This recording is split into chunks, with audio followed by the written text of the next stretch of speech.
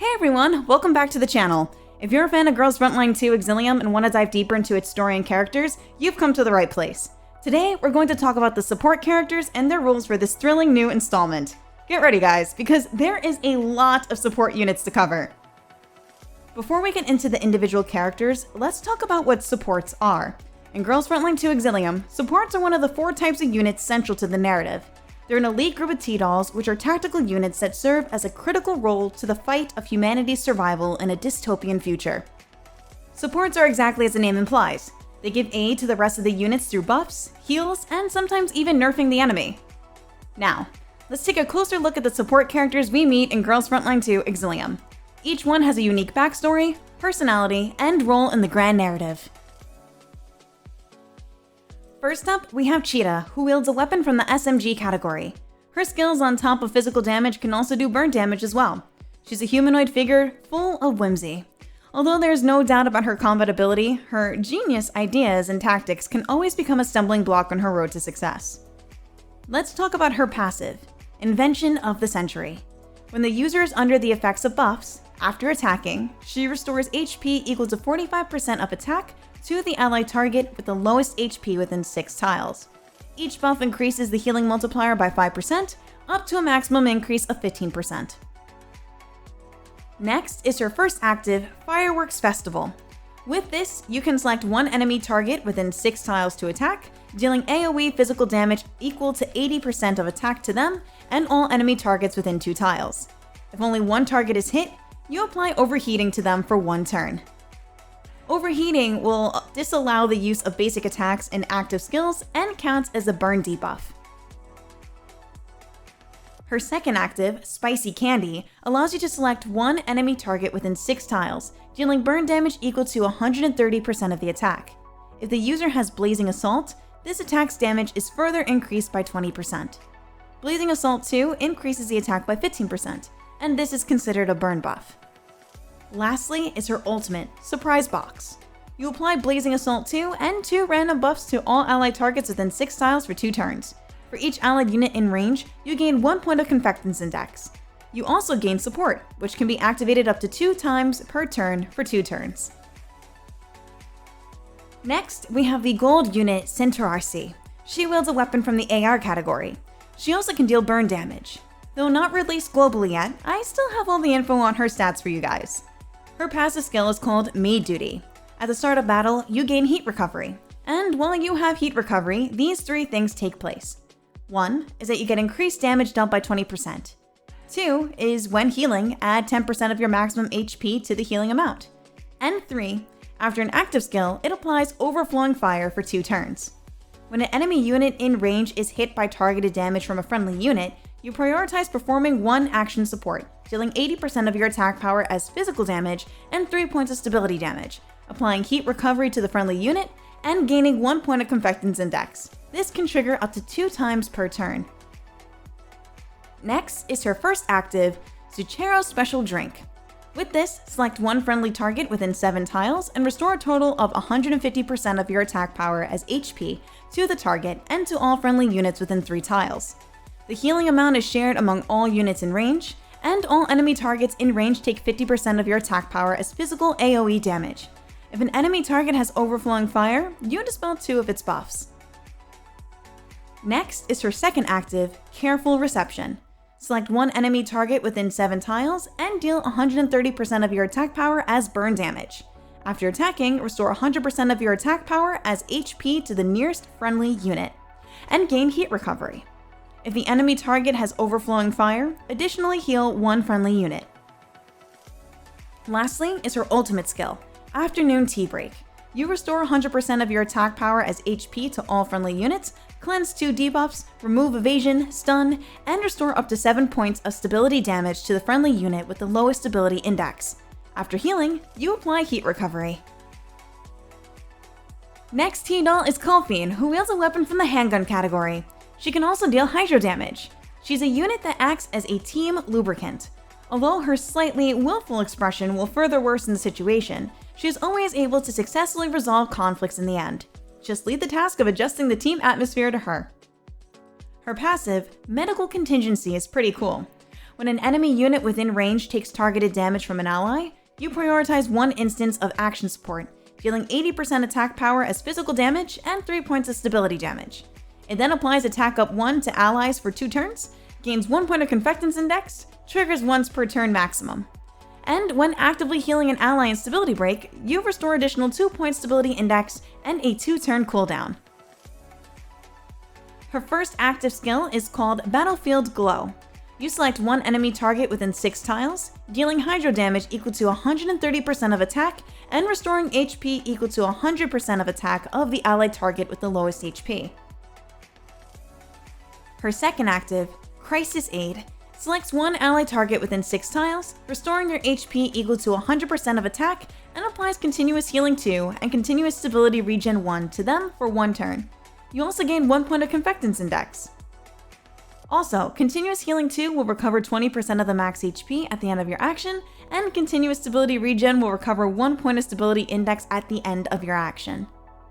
Lastly is her ultimate, Emergency Treatment.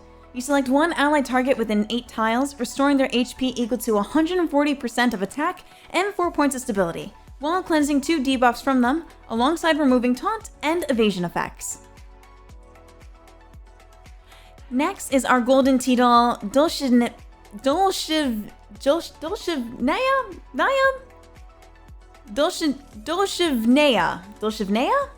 How do you pronounce it, guys?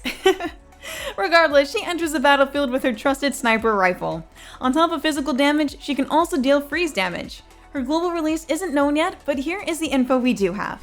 Her passive is called Blessed Artwork. It increases damage dealt by all friendly units by 10%, with an additional 10% increase in freeze damage. You also gain 2 points of Confectance Index at the end of the turn.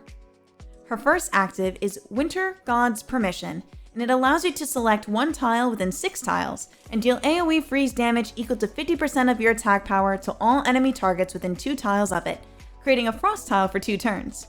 You enhance the skill the next time it is used, damage increasing to 70%, and the target receives frozen for 1 turn. This enchantment cannot trigger again until used. Her second active, Hero's Code, allows you to select one enemy target within 8 tiles and deal physical damage equal to 110% of your attack power. When an enemy unit with freeze damage debuffs dies, you gain 1 stack of Blessing of Ice. And her ultimate, Prophecy Book, applies 1 stack of Glacial Prayer to all friendly units within 7 tiles. You also gain 2 points of Confectance Index and gain Glacial Domination for 2 turns. While in Glacial Domain, if your Confectance Index is 0 at the end of your turn, you gain 2 points of Confectance Index. Our next T-doll is a petite Ksenia who wields a handgun. She can also deal burn damage as well as support. She is extremely obsessed with making money, and working hard to make money and then spending it all is the source of her sense of security. But the time spent working with reliable partners is also her treasure. Her passive, Passion for Shopping, is quite nice. When an enemy unit within range takes targeted damage from an ally, you prioritize one instance of action support, dealing 80% attack power as physical damage and 3 points stability damage. You also apply Blazing Assault 2 to allies for 2 turns. Triggers once per turn maximum. And with heat recovery, stability damage increases by 1 point. At end operation, you gain 1 point of Confectance Index for each burn buff. Her first active, Comprehensive Rescue, is that you select one ally target with 6 tiles and restore HP equal to 130% of the attack, 2 points of Stability Index, and do apply heat recovery. If the target's HP is fully restored after healing, it applies Blazing Assault 2 for 2 turns. Her second active is Beneficial Cycle. You select one enemy target within 6 tiles, deal physical damage equal to 75% of attack to it, and apply 2 stacks of flammable item. If under the effect of 2 or more burn buffs, you perform an additional attack on the original target, dealing burn damage equal to 75% of attack and 2 stability damage. What flammable item is when taking burn damage, you increase stability damage taken by 2 points, and the attacker recovers 2 points of stability index. Each time burn damage is taken, 1 stack is consumed. Now her ultimate skill is unironically the skill to making money. The user gains heat recovery and Blazing Assault 2 for 2 turns. You select one enemy target within 6 tiles and deal burn damage equal to 160% of the attack to it. Also, Blazing Assault 2 will increase the attack by 15%. And heat recovery is pretty good as well. Before being attacked, you recover HP equal to 30% of the inflictor's attack and recover 2 points of stability index and randomly cleanse 1 buff from the attacker. Next is the very cool gold-ranked Lena. She wields an SMG on the battlefield. On top of physical damage, she also deals electric damage. Lena followed Kalina when she left Griffin and Kruger to join the Paramilitary Supervision Bureau in her capacity as a doll who can handle responsibilities. She remains uncomfortable when separated from her beloved sister, and cherishes the memories of the time she spent fighting with her close companions. Her occupation and bodies have changed, but she remains the same and will give you a big smile and hug when you're reunited. Her passive is Majesty of the King. She becomes immune to negative effects from electric damage tiles. When an enemy unit gains electrified, you gain 1 point of Confectance Index. After dealing targeted damage, you generate voltage tiles in a 1-tile radius around the target for 2 turns. Her first action is Leading Pursuit. You select 1 tile within a 3-tile cross-shaped range, land on that tile, and apply Stability Imbalance 2 to the nearest enemy target with 7 tiles for 1 turn, and deal physical damage equal to 30% of your attack power. It can be used once per turn. Her second action is Wild Extinction. You select 1 enemy target within 7 tiles and deal electric damage equal to 140% of your attack power. If your Confectance Index is more or equal to 3 before use, you consume 3 points of Confectance Index to enhance the skill, increasing the damage dealt by 30%. Her ultimate is Hunting Strategy. With this, you deal electric damage equal to 80% of your attack power to all enemy targets within 5 tiles, apply Electrified for 1 turn, and generate voltage tiles for 3 turns. If your Confectance Index is more or equal to 3 before use, you consume 3 points of Confectance Index to enhance the skill, gaining invisibility for 1 turn. Wow, that was a lot of support dolls to cover, and we're not even done. In my next follow-up video, I'll be making a part 2 where I'll be talking about Mechi, Nagant, Suomi, and Vector, along with their lore and abilities. If you're enjoying the game, let me know which support character is your favorite in the comments below. Don't forget to like, comment, subscribe, and hit the bell for more Girls Frontline content. I'll see you in the next one.